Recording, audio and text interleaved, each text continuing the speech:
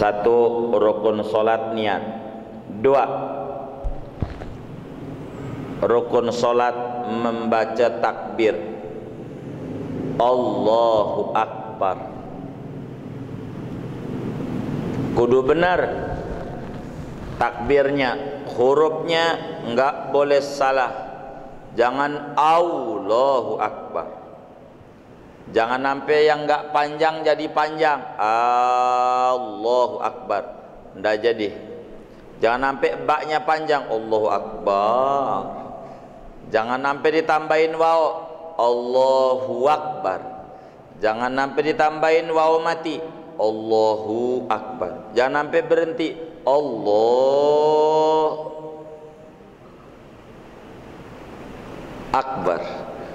Pakai berhenti. Ini nggak jadi nantinya. Begitu. Nabinya bilang sallu kama ra'aitumuni usolli. Bahasa petukangannya, ente sholat kayak aneh, kata Nabi. Jangan ngarang-ngarang sendiri. Nah, ini diatur takbiratul ihram. Cuman takbir ini bareng sama niat. Bagaimana ngangkat tangannya? Sunat. Mau diangkat mau kagak tangannya jadi. Yang penting pokoknya kudu takbir. Ini yang kita harus pahami dulu. Allahu Akbar. Mau tangannya mau begini ke Allahu Akbar jadi. Mau lempeng kayak jadi. Mau begini ke Allahu Akbar jadi. Kalau mau asal jadi, asal jadi. Agama nggak sulit. Kalau pengen sempurna tentu ada aturannya. Tangan diangkat mulai mengucapkan takbir Allah, tangan diangkat. Jangan ditaruh dulu mulut baru baca, namanya enggak diangkat. Allah bukan, bareng diangkat Allah. Ini diangkat. Habisnya di mana nih tangan? Habisnya di atas. Allahu Akbar. Bar tuh di sini. Bar itu yang paling gede, dia punya ganjaran. Ada juga yang habisnya di tangan. Allahu Akbar. Ada di tangan. Udah turun. Ada. Itu bagaimana ini dia ibadah. Dikitan ganjarannya. Ada yang lebih dikit lagi ganjarannya. Allahu Akbar. Ada. Jadi ada 3 dia punya cara daripada takbir itu. Terserah, tapi itu bukan prinsip. Yang prinsipnya mengucap Allahu Akbar. Orang puas kalau orang ajar. Oh ya, copot.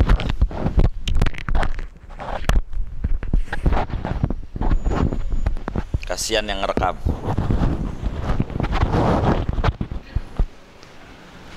Jadi sholat kita orang, kalau dia pengen tinggi, oh baik, insya Allah kedengaran dah. Nggak apa, nggak pakai ini, nggak apa, biar itu aja.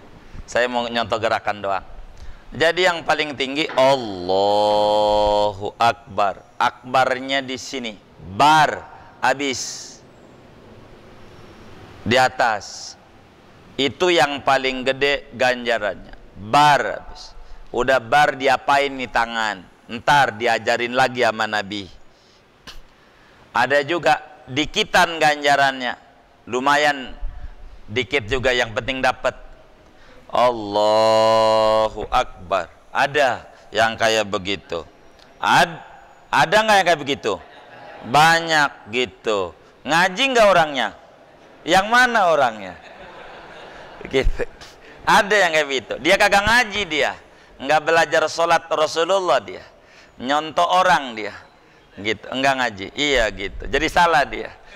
Yang ketiganya begini. Allahu Akbar.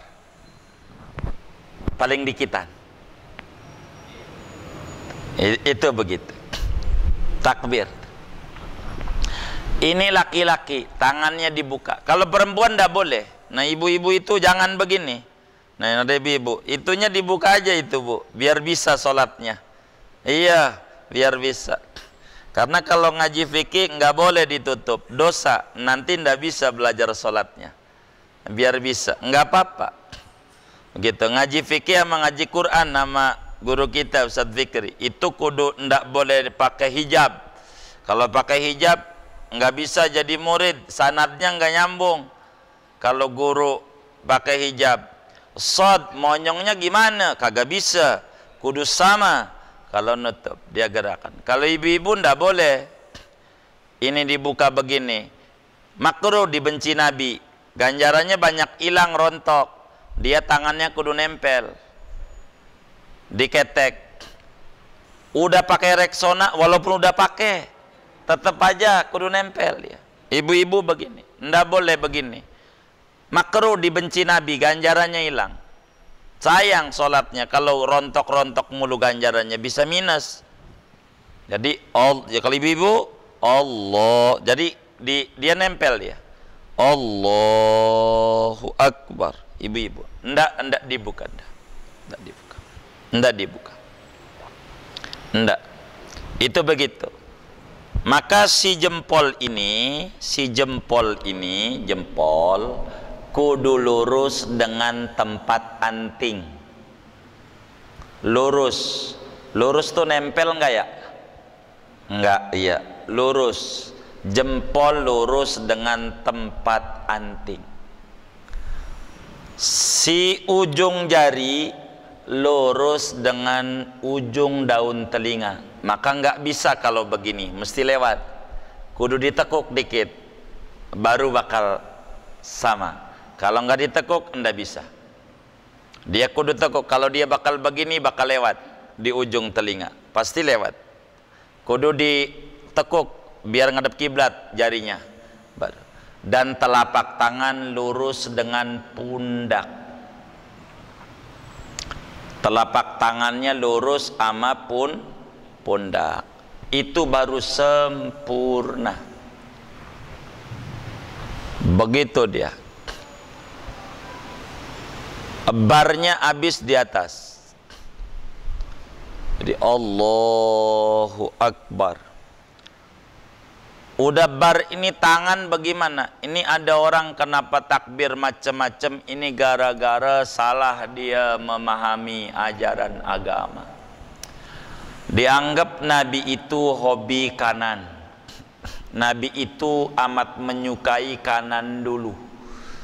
Dari situ dia nyimpulin sendiri sehingga turun tangannya kanan dulu. Dia bingung akhirnya. Allah, kata dia, Allah, kanan dulu, Allah. Lah kan tangan kanan kudu di atas. Allah, salah. Bener nggak ini? Allah, oh. Itu penyebabnya. Gitu, penyebabnya. Salah dia ngajinya, salah. Jadi ini mah tinggal turun aja kiri dulu, nggak apa-apa, emang bakal kiri. Allahu Akbar, kiri dulu, turunnya enak. Pegang, ditaruh di mana? Ditaruh dia di bawah dada dan di atas puser. Di bawah dada, di atas puser. Jangan di atas dada. Allahu Akbar. Nah, ini ngaji dia. Entah. Ada juga di bawah puser. Burungnya takut terbang. Ini kacau, ini kacau. Jadi biar kita, tangan kita ini di atas puser, nih kelingking yang kirinya tempelin di puser. Kelingking tangan kiri tempelin di puser. Itu tuh. Nah, buat ngukur, oh ya di atas. Begitu. Iya udah diukur udah. Begitu. Itu begitu. Diukur. Itu begitu. Tar kita atu-atu. Pokoknya sabar, ketemu semuanya. Aturan kita akurin. Ini ngaji sholat ini saudara, saya mau menyampaikan istilah kedokteran namanya check up. Namanya check up. Apapun hasilnya, check up itu bagus. Begitu. Cek kesehatan. Apapun hasilnya. Kalau ternyata dalam pandangan dokter kita sehat seluruhnya, kita ucapkan alhamdulillah. Ternyata setelah dicek ada yang sakit, jantungnya bermasalah, kita perlu juga ucapkan alhamdulillah, biar buru-buru diobati. Jadi apapun hasilnya alhamdulillah. Bagus alhamdulillah, bermasalah alhamdulillah, buru-buru diobati. Begitu ngaji bab rukun salat. Kalau ternyata salat kita udah benar, alhamdulillah, check up itu bagus. Kalau ternyata belum benar, alhamdulillah, biar ke depan kita enggak nyalain Allah melulu. Kita yang masih salah melulu dalam ibadah. Ternyata udah nyalain Allah aja, gue udah sholat, hidup gue masih begini. Ya, sholat lu menurut Allah ini yang harus jadi masalah, supaya kita benar di dalam ibadah ini, tidak sembarangan. Jadi ada aturan-aturannya supaya kita benar. Jadi yang kedua, rukun salat adalah membaca Allahu Akbar. Allahu Akbar, dan niat ada di situ.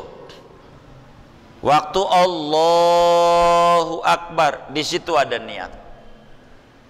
Ada niat. Niat dulu baru Allahu Akbar, enggak jadi. Allahu Akbar dulu baru niat, enggak jadi. Kudu bareng begitu. Kudu bareng. Niat itu bukan membaca, tapi gerakan hati.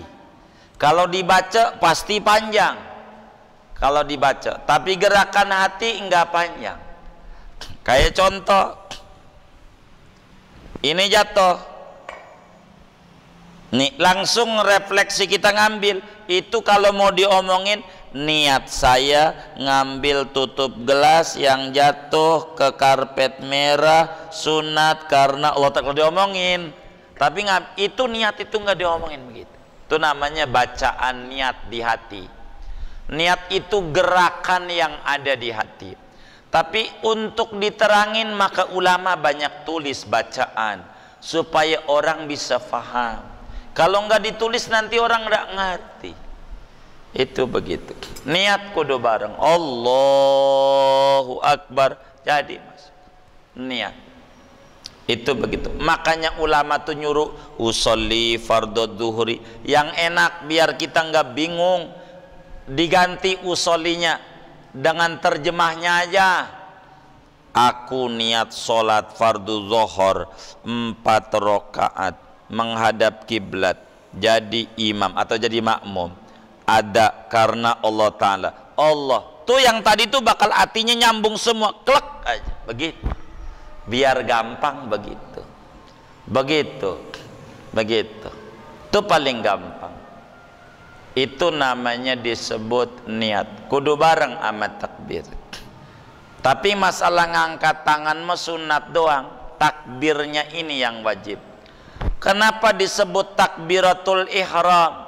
Sebab dengan takbir ini yang tadinya boleh jadi haram, maka disebut takbir mengharamkan.